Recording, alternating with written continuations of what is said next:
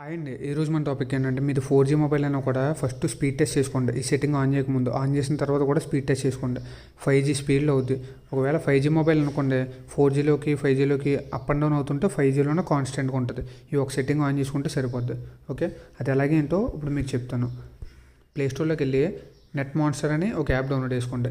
ఈ setting on చేయడం వల్ల కంపల్సరీగా మీకు స్పీడ్ అయితే పెరుగుద్ది అనమాట.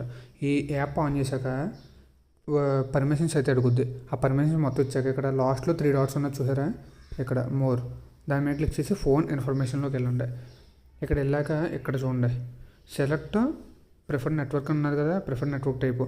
దీని మీద క్లిక్ చేస్తే మీకు డిఫాల్ట్గా ఫస్ట్లో ఉంటుంది అనమాట. అలా కాకుండా ఇక్కడ ఎన్ఆర్ ఉంటుంది, ఎన్ఆర్ ఓన్లీ. ఓకే, ఈ సెట్టింగ్ అయితే ఆన్ చేసుకోండి.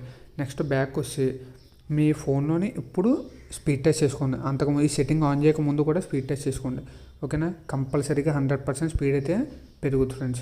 4G నుంచి 5Gకి ఫ్లక్చువేట్ అవుతుంది అనుకోండి, 5Gలోనే కాన్స్టెంట్గా ఉండడానికి అవకాశం ఉంటుంది ఆ సెట్టింగ్ వల్ల. సో ఇలాంటి అప్డేట్స్ మిస్ అవ్వకూడదంటే కనుక మన ఛానల్ సబ్స్క్రైబ్ చేసుకుని బెల్ ఐకాన్ అనేది యాక్టివేట్ చేసుకోండి. ఓకేనా, thank you for watching. By.